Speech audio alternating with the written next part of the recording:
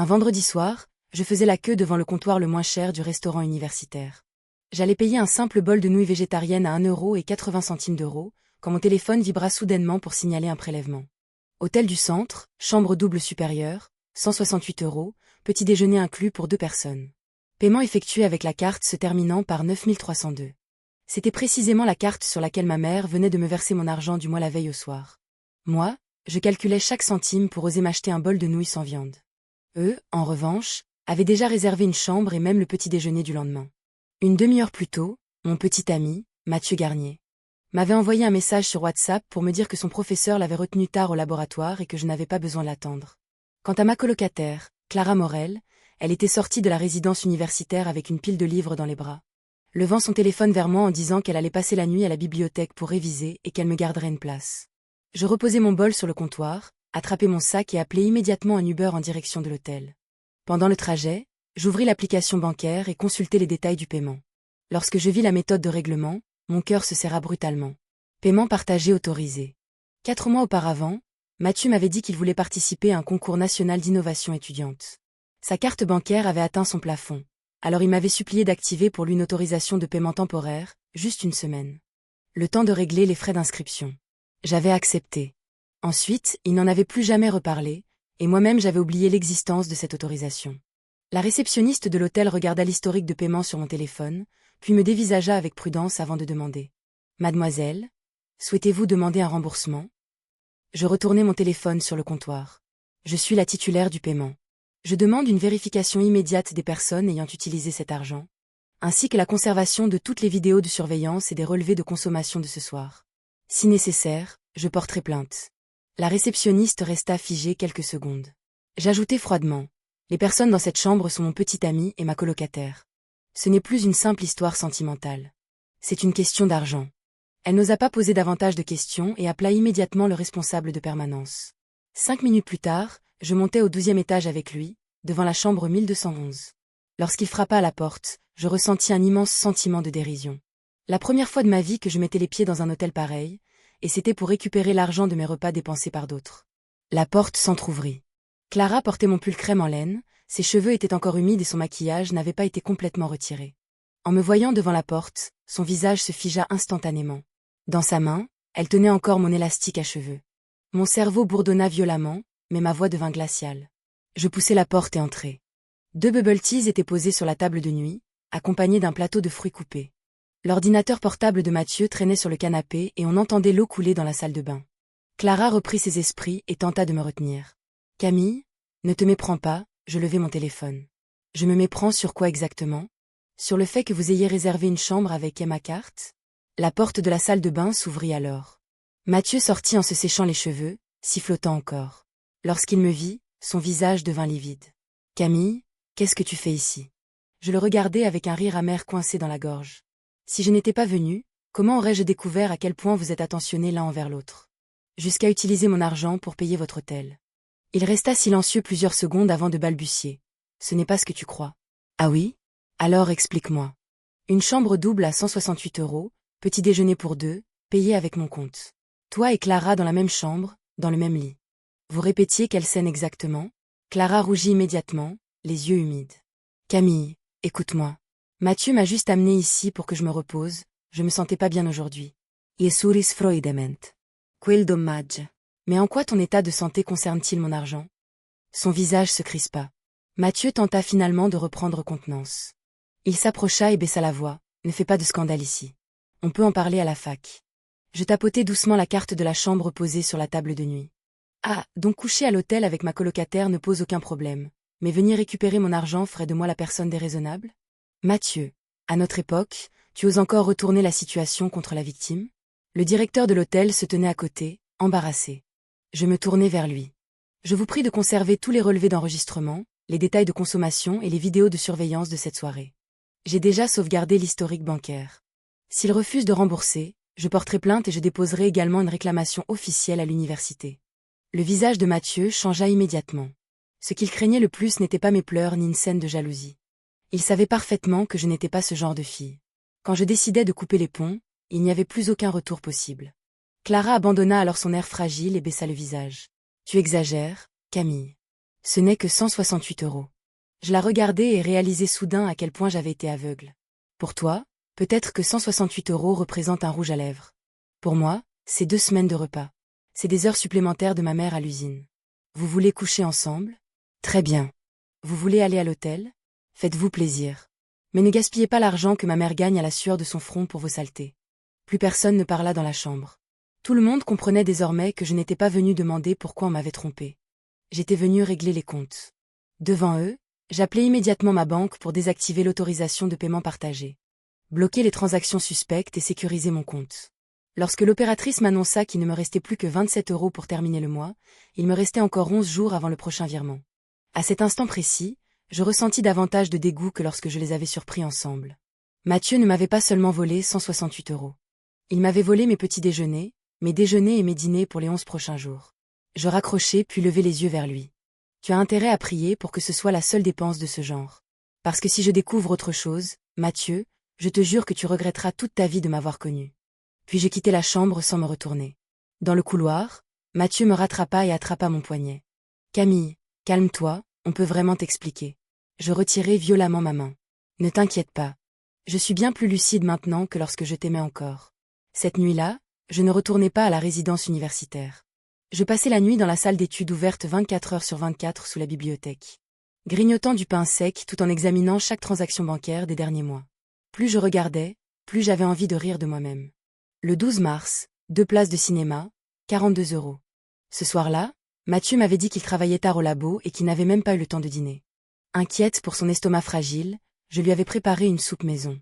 Le 7 avril, hôtel Millennium, 149 euros. Ce jour-là, Clara m'avait dit qu'elle avait ses règles et qu'elle se couchait tôt. J'avais même marché sur la pointe des pieds pour ne pas la déranger. Le 19 avril, dîner dans un restaurant italien chic, 96 euros. Ce même soir, Mathieu m'avait demandé de lui prêter 70 euros parce que les livres pour son concours coûtaient trop cher. Le 4 mai, maison d'hôte au bord de la Seine, 189 euros. Cette semaine-là, j'avais réduit mes repas au restaurant universitaire pour économiser davantage. Le 14 mai, trajet VTC de l'hôtel jusqu'au campus, 8 euros et 90 centimes d'euros. Ce matin-là, il portait encore la veste que je lui avais offerte. Il m'avait prise dans ses bras près du stade en disant qu'après les examens il m'emmènerait voir un film. Je fixais l'écran pendant que mon estomac se tordait dans le vide. Avant, je pensais qu'être pauvre n'était pas grave.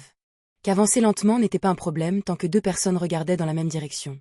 Maintenant, je comprenais qu'il n'avait jamais traversé les difficultés avec moi. Il utilisait simplement l'argent que j'économisais avec tant de soin pour nourrir quelqu'un d'autre. À 1 heure du matin, Élodie Martin m'envoya un message. Elle était la plus discrète de notre chambre universitaire. En dehors des cours et des révisions, elle parlait rarement avec les autres. « Tu es où » demanda-t-elle. « Salle d'études » répondis-je. Quelques minutes plus tard, elle m'envoya une photo prise dans notre chambre. Clara était assise sur ma chaise, en train de fouiller mes tiroirs pendant que Mathieu se tenait à côté d'elle. Élodie ajouta « Il pense que je dors, mais je suis réveillée. » Mon esprit devint immédiatement lucide. « Tu as entendu quelque chose ?» Cette fois, elle m'envoya directement un enregistrement audio. Je mis mes écouteurs et lançai le fichier. La voix de Clara retentit d'abord, accompagnée d'un petit rire moqueur. Franchement, elle a osé venir jusqu'à l'hôtel. Je pensais qu'elle n'aurait jamais ce courage. Mathieu lâcha un juron avant de répondre avec irritation. Arrête de rire et réfléchis plutôt à comment la calmer. Le paiement partagé est désactivé maintenant. Le mois prochain, on fait comment sans son argent? Clara répondit d'un ton léger, fais pression avec le projet. Elle a peur du regard des autres et encore plus de perdre sa bourse. Si tu lui dis quelques mots gentils, elle finira sûrement par céder. Mathieu resta silencieux quelques secondes avant de rire doucement. Elle est trop raisonnable. C'est pour ça qu'elle est facile à manipuler. J'écoutais l'enregistrement jusqu'au bout, les mains glacées. Dans leur bouche, je n'étais ni une petite amie, ni une amie, ni même une colocataire. J'étais juste un portefeuille. Une source d'argent pratique à utiliser quand ils étaient à court. Je restai longtemps immobile à regarder l'écran. Puis Élodie m'envoya un autre message. « Camille, je n'ai jamais voulu me mêler de vos histoires. Mais cette fois ils ont dépassé les limites. Si tu décides de te battre, je serai de ton côté. » En lisant ces mots, mes yeux piquèrent brusquement. Le lendemain matin, je retournai à la résidence universitaire. Clara était assise au bord de mon lit, la tête baissée, pleurant doucement. Elle pleurait joliment, comme si elle était la véritable victime de cette histoire. Lorsqu'elle me vit entrer, elle se leva immédiatement. « Camille, je n'ai pas fermé l'œil de la nuit. Je ne voulais vraiment pas te blesser. » Je posai mon sac, allai me laver les mains sans dire un mot. Elle s'approcha encore. Masia ou va t'expliquer. Hier soir, il ne s'est vraiment rien passé entre nous. J'étais juste triste, j'avais bu un peu et il a eu peur qu'il m'arrive quelque chose. Je la regardais droit dans les yeux. Depuis quand on réserve une chambre double de luxe juste pour se reposer un peu? Elle resta bouche bée. Je sortis alors de mon sac les relevés bancaires imprimés et les jetai sur la table. 12 mars. 7 avril. 14 mai. Hôtel, cinéma, restaurant, maison d'hôte. Tu veux continuer à mentir? Essaie au moins d'inventer une histoire cohérente. Son visage devint blanc. Elle regarda les feuilles sans réussir à parler. Je repris calmement. Alors quoi? Hier soir était la première fois que tu allais à l'hôtel avec lui? Ou bien ça fait des mois que tu testes sa fidélité derrière mon dos? Les larmes de Clara coulèrent encore plus fort. Camille, je reconnais que j'ai tort. Mais les sentiments, ça ne se contrôle pas. Mathieu disait que votre relation était déjà morte. Il disait qu'être avec toi était épuisant, que tu calculais tout, que tu ne savais pas profiter de la vie. Je laissai échapper un rire froid. Ah oui? Et toi tu sais profiter de la vie en utilisant mon argent pour réserver des hôtels? Je marquai une pause avant de continuer d'une voix glaciale. Vous êtes fascinants tous les deux. L'un prétend être pauvre et malheureux. L'autre joue la fille innocente. Mais vous avez surtout un talent incroyable pour dépenser l'argent des autres. Clara essuya brusquement ses larmes et son regard changea. Franchement, Camille, tu vas trop loin. Mathieu ne t'aime plus, ce n'est pas ma faute. Et puis ce n'est que ton argent de poche, il y a vraiment besoin de faire un scandale pareil? Les gens vont se moquer de toi. Je la regardai sans plus aucune colère. Seulement du froid. Oui, c'est ridicule. J'ai nourri 2 parasites avec mon argent et ma sincérité. Je sortis ensuite tous les objets qu'elle m'avait empruntés sans jamais les rendre depuis 2 ans. Des produits de beauté, des rouges à lèvres. Une doudoune, des chaussures, un fer à boucler, même des factures d'électricité et des abonnements en ligne que j'avais payés pour elle. Son visage devenait de plus en plus sombre à mesure que je posais les objets sur la table. Tout ça, tu me le rends aujourd'hui. Le garçon immoral, je te le laisse volontiers. Mais mon argent, non. Puisque tu méprises autant quelques centaines d'euros, tu devrais être capable de me rembourser facilement, n'est-ce pas? Je la regardai droit dans les yeux. Et à partir d'aujourd'hui, ne touche plus jamais à mes affaires. Même pas un paquet de mouchoirs. Elle serra les dents. Tu veux vraiment être aussi impitoyable? Je souris légèrement. Ah bon? Donc vous me trompez, vous me volez et je devrais encore vous remercier? Son visage passa du blanc au rouge de honte. Je l'ignorai complètement et partis directement voir notre responsable pédagogique avec mes relevés bancaires et les fichiers audio. Madame Bernard, la responsable de notre département, avait l'habitude de répéter que nous étions des adultes capables de régler nos problèmes seuls. Après avoir écouté toute l'histoire, elle soupira profondément. Camille, ce genre d'affaires sentimentales devient vite compliqué lorsqu'on les expose publiquement. Tu es candidate à une bourse nationale. Mathieu participe à un concours d'innovation et Clara est en lice pour le prix de meilleure résidence étudiante. Peut-être devriez-vous régler ça discrètement entre vous? Qu'il te rembourse et qu'on évite le scandale. Je la regardai calmement. Madame Bernard, si quelqu'un utilisait votre salaire pour emmener une autre femme à l'hôtel, vous choisiriez vraiment une discussion privée? Elle resta sans réponse. Je poussai les relevés devant elle. Je ne suis pas venue parler de trahison amoureuse. Mathieu a utilisé pendant des mois mon argent au-delà de ce qui avait été convenu. Clara a profité de mes biens personnels et fouillé mes affaires. Je soutins son regard mot après mot. C'est une affaire financière et une question de dignité. Je souhaite déposer une plainte officielle et demander à l'université de conserver toutes les preuves. Elle me fixa plusieurs secondes avant que son expression ne change enfin. Tu es sûre de pouvoir gagner? Je répondis, je ne suis pas sûre de pouvoir les faire avouer. Mais je suis certaine de pouvoir les empêcher d'ouvrir la bouche à nouveau. En sortant du bureau, je me rendis directement au centre d'aide juridique de l'université. Derrière le comptoir se trouvait Julien Lefebvre, étudiant en master de droit et responsable du centre. Il avait la réputation d'être froid, méthodique et intraitable. L'année précédente, il avait dénoncé un groupe d'étudiants pour falsification de données lors d'un concours universitaire. Depuis, tout le campus savait qu'il ne jugeait jamais selon les émotions mais uniquement selon les preuves. Mathieu avait souvent dit que Julien était arrogant, qu'il regardait les autres comme des criminels. Maintenant, je comprenais surtout que les gens comme Mathieu détestaient ceux capables de les voir tels qu'ils étaient réellement. Julien me regarda 2 secondes avant de baisser les yeux vers les documents dans mes mains. Consultation sentimentale? Demanda-t-il avec indifférence. Je m'assis en face de lui. Non. Je viens récupérer ce qu'on m'a pris. Son sourcil bougea légèrement. Parle. Je lui racontai tout depuis la veille. Plus je parlais, plus ma voix devenait stable. À la fin, j'avais l'impression de raconter l'histoire de quelqu'un d'autre. Après avoir écouté, il posa seulement 4 questions. L'hôtel a conservé les preuves de réservation et les numéros de chambre? Oui. Les messages, relevés et enregistrements sont-ils sauvegardés à plusieurs endroits? Pas encore. Lorsque tu as activé le paiement partagé, aviez-vous défini clairement l'usage prévu? Oui. Il avait dit que c'était uniquement pour les frais d'inscription du concours et seulement pendant une semaine. Julien hocha doucement la tête. Alors ce n'est pas une simple scène de jalousie. Il s'agit d'une utilisation abusive de ton argent au-delà d'un accord précis, avec dissimulation et manipulation. Il tourna son ordinateur vers moi et commença immédiatement à taper une liste de preuves. 1. Les messages concernant l'ouverture du paiement partagé. 2. Tous les relevés bancaires classés chronologiquement. 3. Les vidéos de surveillance et factures de l'hôtel. 4. Les enregistrements audio dans la résidence universitaire. 5. L'historique des prêts d'argent et des dettes non remboursées. Et si le projet du concours est concerné, ajoute les preuves de propriété intellectuelle. Je relevai brusquement les yeux. La propriété intellectuelle? Il me regarda. Tu viens de dire que c'était toi qui avais payé les frais d'inscription du projet. Tu as participé au projet? À cet instant, quelque chose traversa mon esprit.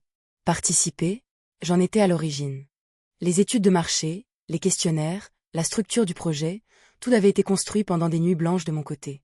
Mais comme Mathieu parlait bien et savait se mettre les professeurs dans la poche, j'avais accepté de travailler dans l'ombre pendant que Clara faisait les présentations orales. À l'époque, je croyais sincèrement que nous formions une équipe. Maintenant, je réalisais que j'avais travaillé gratuitement pour eux.